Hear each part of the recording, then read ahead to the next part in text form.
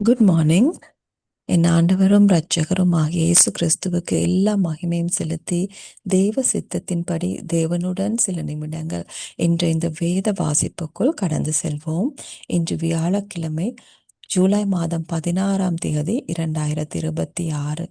இன்றைக்குரிய தலைப்பு ஆத்துமாக்களுக்காக ஜெபியுங்கள். ஆரம்ப வசனமாக 1 கொரிந்தியர் 2:4 பார்ப்போம். என் பேச்சும் என் பிரசங்கமும் மனுஷ ஞானத்துக்குரிய நயவசனம் உள்ளதாயிராமல் ஆவியினாலும் பலத்தினாலும் உறுதிப்படுத்தப்பட்டதாயிருந்தது. நீங்கள் எப்போதாவது யாரிடமாவது இயேசுவை பற்றி சொல்ல வேண்டும் என்று விரும்பியிருக்கிறீர்களா? அது மிகவும் அருமையான காரியம். ஆனால் அவர்களிடம் பேசுவதற்கு முன் நீங்கள் செய்ய வேண்டிய மிக முக்கியமான ஒன்று இருக்கிறது. அதுதான் ஜெபிப்பது. பரிசுத்த ஆவியானவர் மக்களை சத்தியத்துக்குள் வழிநடத்துகிறார் என்று யோவான் 16:13 வேதாகமம் சொல்லுகிறது. தேவனுடைய வார்த்தையை அவர்கள் புரிந்து கொள்ள உதவுகிறவர் அவரே. நீங்கள் எவ்வளவு தெளிவாக சொன்னாலும் அவர்களுடைய இருதயத்தை திறக்கிறவர் பரிசுத்த ஆவியானவர் தான்.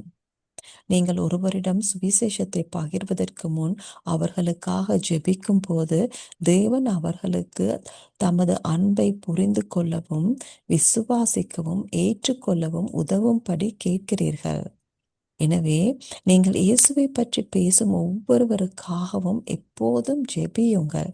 நீங்கள் அப்படி செய்யும் போது பரிசுத்த ஆவியானவர் அவர்களுடைய இருதயங்களில் கிரியை செய்வார். தேவனுடைய வார்த்தை அவர்களுடைய வாழ்க்கையில் நல்ல கனியை உண்டாக்கும். ஹல்லேலூயா. நாங்கள் இன்னும் ஒரு வசனத்தை பார்ப்போம்.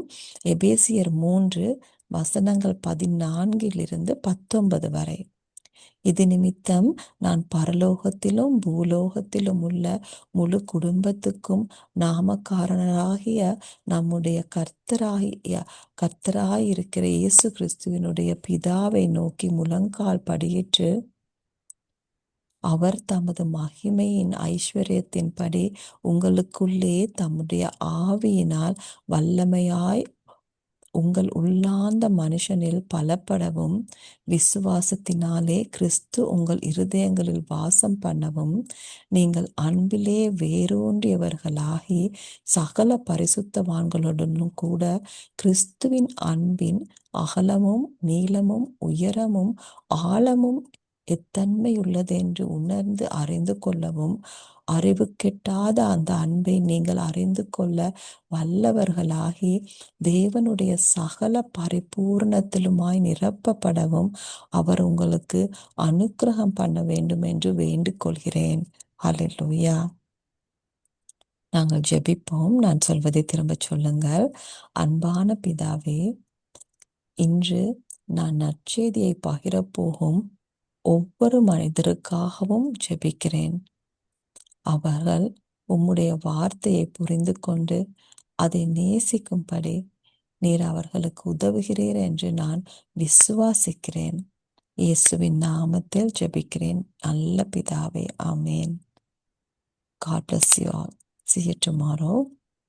Good morning. With all glory to our Lord and Savior Jesus Christ, let's look into our word meditation for today. Today is Thursday, 16th of July 2026, and the topic for today is Pray for Souls. The opening scripture is taken from 1 Corinthians 2 verse 4. And my speech and my preaching were not with persuasive words of human wisdom, but in demonstration of the Spirit and of power. Have you ever wanted to tell someone about Jesus? That's a wonderful thing to do. But before you speak, there's something very important you should do. Pray. The Bible teaches that the Holy Spirit guides people into truth in John 16 verse 13. He is the one who helps them understand God's word. No matter how clearly you explain it, He is the one who opens their hearts. When you pray for someone before sharing the gospel with them, you are asking God to help them understand, believe, and receive His love. Hallelujah. So always pray for the people you talk to about Jesus. As you do, the Holy Spirit will work in their hearts and God's word will produce fruit in them. Glory to God.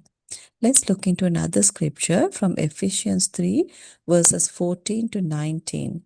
For this cause I bow my knees unto the Father of our Lord Jesus Christ, of whom the whole family in heaven and earth is named, that he would grant you according to the riches of his glory to be strengthened with might by his Spirit in the inner man, that Christ may dwell in your hearts by faith, that ye, being rooted and grounded in love, may be able to comprehend with all saints what is the breadth and length and depth and height, and to know the love of Christ, which passeth knowledge, that ye might be filled with all the fullness of God.